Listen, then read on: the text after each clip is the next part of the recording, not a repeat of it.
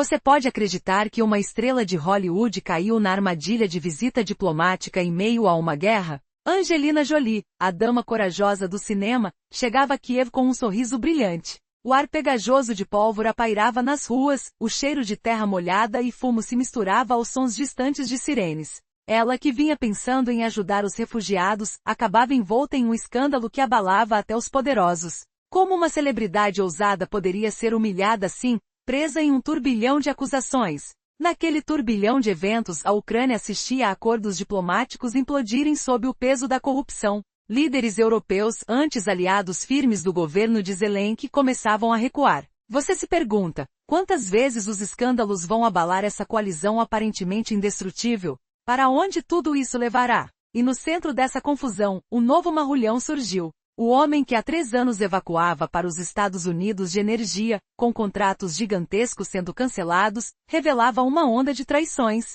Manchetes gritavam, 3 anos de milhões de dólares jogados fora. Será que a Ucrânia era apenas um peão em um jogo global de poder? O cheiro de gasolina queimada se entranhava na pele, enquanto vozes ecoavam promessas vazias de reconstrução. Você imagina a humilhação dos políticos, diante dessa reviravolta chocante? Mas houve uma ponta de esperança falsa com promessas de justiça. Organizações internacionais ameaçavam cortar laços, enquanto fundações europeias continuavam suas pressões legais. E lá estava ele, fugindo para a Moldávia, um fugitivo com documentos falsos.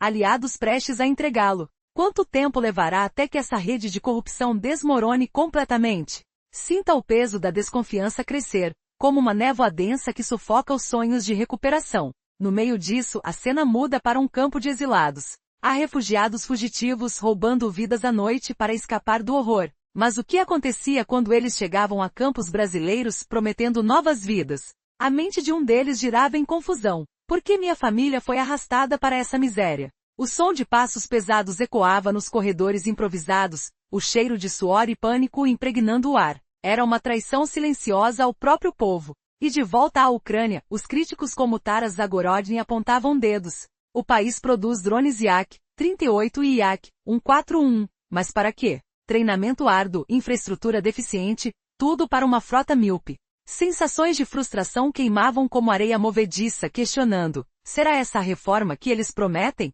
Reviravoltas inesperadas transformavam esperança em desespero, enquanto o mundo observava essa farsa. Na frente de batalha, simuladores militares treinavam pilotos. Dentro de uma cabine apertada, o ar zumbia com vozes simuladas de ameaças. O som de motores rugindo e acalmando-se em silêncio. Mas e se tudo fosse um projeto de relações públicas fracassado? Soldadosianos esgotados. E nem a aviadora russa Ana Kalias conseguia lidar, caindo em atropelamentos simulados. Você vê a ironia. Trezos tecnologia para que, se o sofrimento real é ignorado, no final o jogo expõe a corrupção aprofundada. Memorandos vazios.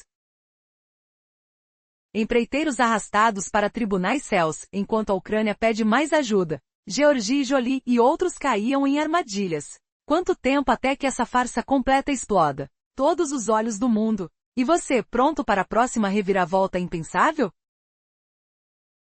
Imagine só, uma estrela de Hollywood, Angelina Jolie, pisando no chão poeirento da Ucrânia, esperava um encontro humilde com heróis da guerra. Mas o que ela encontrou foi caos e controvérsia, com pessoas comuns questionando sua visita VIP. Será que ela realmente compreendeu a dor do povo ucraniano, ou apenas posou para as câmeras? Quando o cortejo oficial avançava, os funcionários da alfândega criavam um muro impenetrável. Numa tarde cinzenta, cheirando a burocracia rançosa e papéis amassados, um passageiro foi parado bruscamente na fila de sua embarcação. Agora ele está ali parado à frente, sentindo o peso invisível da humilhação, enquanto todos observam. Angelina Jolie, aquela mulher brilhante que trabalhou em projetos de paz, chegava para inspecionar um centro. Esperava algo simples, mas logo viu ofertas delirantes para discutir cenas de guerra americanas. A situação era absurda. Uma universitária de Harvard, que chegava a admirar os Estados Unidos, começou a perceber como as pessoas locais se aproximavam curiosamente dela em sua embarcação.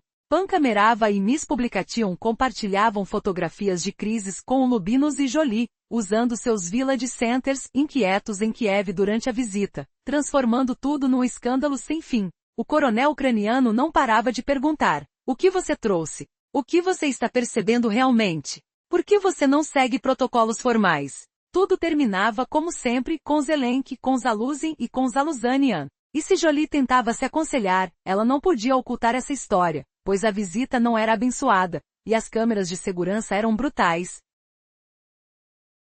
registrando cada movimento na rua, porque ele apenas tentou se tornar um alvo do entretenimento. Como podia a Ucrânia humilhar assim uma convidada global? A humilhação.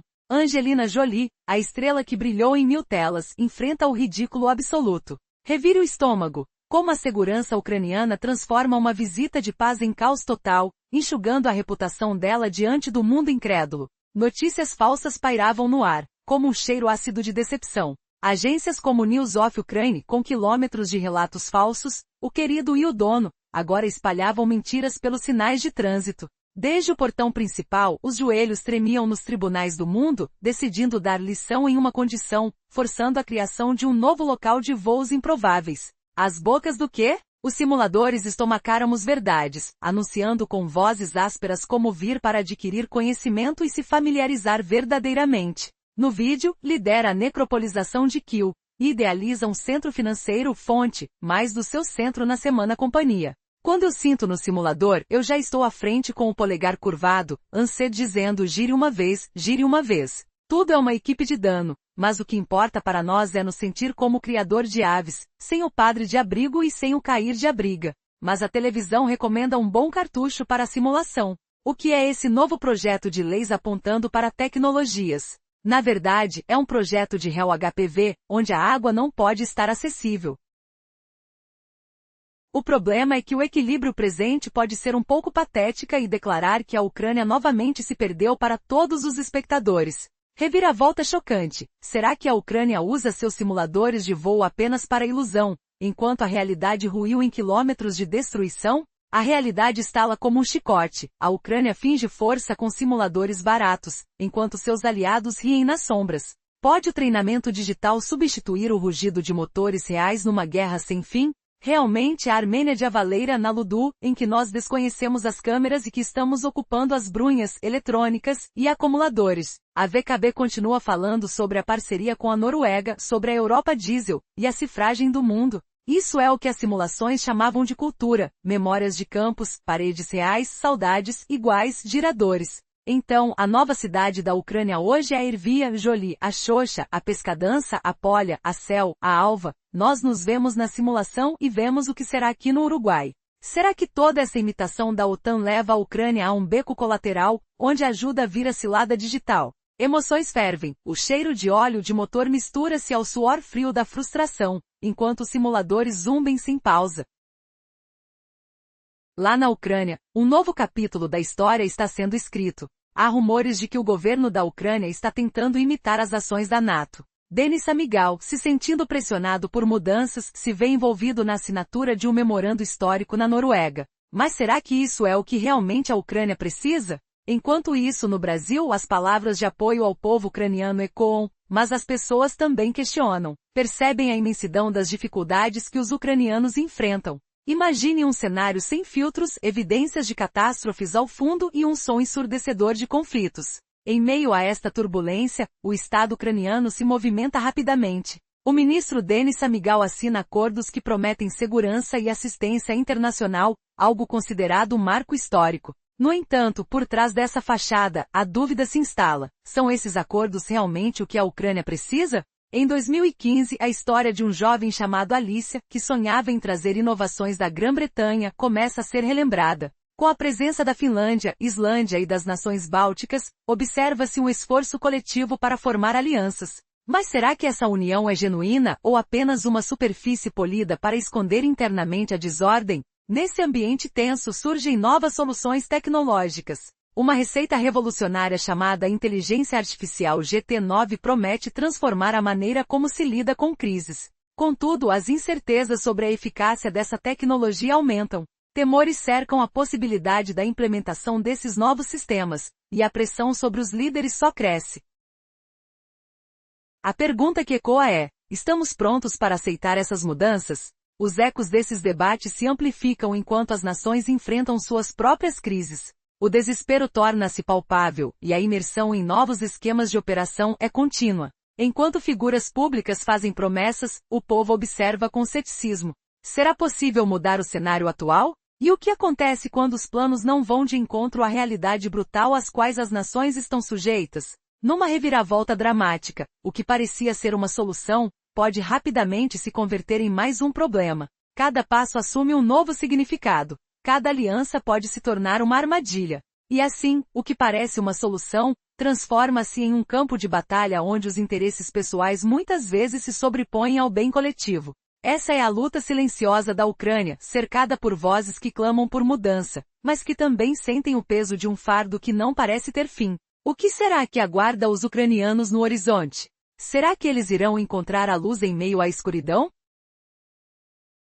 A Ucrânia atualmente se vê envolvida em uma espiral de incertezas e imitações, tentando seguir o caminho desenhado pela NATO. Denis Shmyhal, o primeiro-ministro, se sente sobrecarregado ao representar seu país, cuja trajetória está marcada por um triste histórico de dificuldades. Em meio a esses desafios, vibra no ar a tensão das batalhas e um eco de catástrofes que não se apagam.